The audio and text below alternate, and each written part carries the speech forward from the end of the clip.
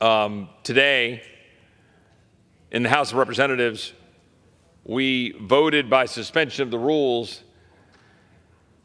what's called a continuing resolution to continue the funding of government at its current levels. Now, that's just another way in D.C. speak of saying we aren't doing our job to pass appropriations bills through what we call regular order, the way that you would expect us to do it, send it to the Senate, negotiate back and forth, and then take that and do our job to do the work of the people and how we spend their money. Last year, we set out to change the way the House works. The gentleman from Arizona knows. And we made some progress, actually. I had hope. We had moved it in the right direction. We passed 10 appropriations of 12 out of committee. We had 2 ready to go. 7 we passed off the floor of the House. We passed them not at the level I would prefer, a lower level, but we did pass them at the agreed upon level last year under the FRA, the debt deal that capped spending.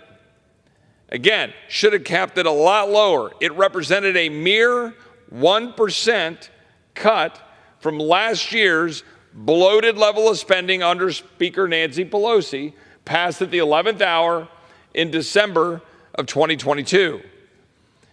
Every member of the Republican conference here today, except for 2, opposed that bill, voted against that omnibus spending bill, spoke out against it, put out press releases against it, said that it was enormously expensive, adding up to our debt, passing policies we didn't agree on, done at the 11th hour right before Christmas. Massive opposition. Only 2 in this chamber on the Republican side voted for it. Fast forward, last year, deal is made, caps are put in place. We get our appropriations bills sent over to the Senate, trying to do it at those levels, even though it's a mere just 1% cut. I'd like to see a 10% or 20% cut. We wanted to get to pre-COVID spending levels. But this body, bipartisan basis, majority of Republicans, majority of Democrats, sent to the Senate a debt deal lifting the debt $4 trillion. For that, we were supposed to get a 1% cut. But then there was something in this town called side deals. Does that sound swampy? It is. There were side deals, agreements, saying, no, that won't be the real deal. You know how I know that? Because the Democrat ranking member on the Appropriations Committee appeared before the Rules Committee about a month ago and said, well, I voted against the FRA, the debt deal, because the side deals weren't written in it. Now, she only admitted that after she had said, you're not following the law. I said, well, where in the law are the side deals? Oh, well, they're not in the law. And in fact, in her public statement last year, she voted against it and said, I voted against it because they weren't in the law. Yet, today, Senate Democrats, House Republicans are negotiating spending at the level of not the caps, but the caps plus the side deals. That is to say, in plain English, Pelosi spending levels plus another $30 to $40 billion. That's what's happening in the swamp. But they couldn't get it done. They couldn't get it done fast enough. So here we are again after we've twice extended Nancy Pelosi's spending levels without getting the appropriations bills done, not getting our job done, not getting the work finished. And we are today, we just agreed, the Senate sent over here, we passed another continuing resolution to fund government at Nancy Pelosi's levels. Now, it's not just the debt.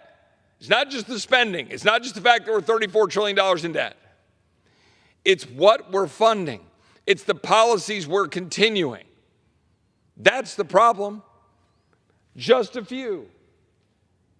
The continuing resolution that we just voted for, a near perfect divide down the Republican conference. It's 107 to 106. House leadership had to scurry around to whip up the votes to ensure a majority of Republicans supported this terrible bill. What did we fund? Again, spending at the level of 1.6 something trillion dollars, Nancy Pelosi's levels, we funded Biden's border crisis while we're currently trying to impeach the Secretary of Homeland Security for failing to secure the border, ignoring his duty to maintain operational control, endangering Americans, fentanyl pouring in, empowering China, empowering cartels, lied to us under oath. We're giving him the money. Oh, let's impeach him, but let's keep giving him the money. Weaponized IRS and Internal Revenue Service targeting the American people. A weaponized Department of Justice and FBI that targeted Scott Smith in Loudoun County and Mark Houck and Dad in Philadelphia. Give them the money. Build them a brand new headquarters. Give them the money. EPA, electric vehicle mandates. We are piling up electric vehicles on the lots of car dealerships around the country. We have a mandate going into a place to mandate 2/3 of all vehicles will be EVs by 2032, which will massively create inflation for the American people, make goods and services more expensive, make getting cars more difficult. The average electric vehicle is about $16,000 more expensive. And where the heck are you going to charge it? Governor of California actually told people with EVs that recently, please don't plug in your EVs between the hours of 4 and 8 o'clock. What are you supposed to do if you can't take your car to go do your job? EPA rules killing coal and natural gas power plants. China's got 1,100 coal-fired plants. We have 250. We're building none. They're building 2 a week. We're going to kill our own power supply chasing unicorn energy policies. But guess what? We're funding it. Every Republican in this chamber who campaigns against these things just voted today to fund it. The World Health Organization. Anybody think that's doing us any good besides getting us involved with anti-American sovereignty and undermining our own ability to maintain health policy and our national security? We're funding it. We're funding the pro-China, anti-Israel United Human Rights Council, United Nations Human Rights Council. We're funding UNRWA, through which dollars flow to the Palestinians, that is Hamas, that is the enemies of Israel. So we're going around saying we stand with Israel. How many Republicans wear the little pins? We stand with Israel. They're funding opposition to Israel. ATF rule banning pistol braces. Unconstitutional, unlawful, executive tyranny. Not getting constitutional, congressional approval. We're funding it. Over here, we're funding the Department of Education student loan scam. Supreme Court says you can't do that. Administration does it anyway, lawlessly. We're saying, here you go. Here's more money. We're funding the CDC, the NIH, the FDA. No accountability for COVID tyranny. No restrictions. We're funding the Department of Veterans Affairs vaccine mandate. I introduced legislation today to say we shouldn't do that. We should get rid of that mandate. We're funding it. We're funding the chief diversity officers, DEI, critical race theory at the Pentagon and throughout the federal government. Pentagon's abortion travel fund, transgender surgeries at the Pentagon, funding sex changes. I could go on and on the number of things that we are funding. But I want to be mindful of my colleagues' time, and I just want to say this. And I want to end going back to the border crisis, because it is the number one thing that galls me that Republicans complain about and continue to fund. Our borders are wide open. Our people are in danger. It undermines our national security. Texas, my friend from Arizona, we take it on the chin. We're spending the money to do what the federal government is supposed to do. Our people are getting absolutely decimated. Ranchers are getting killed. Livestock are getting out. Children are dying from fentanyl. Cops are having to go do the job of the feds.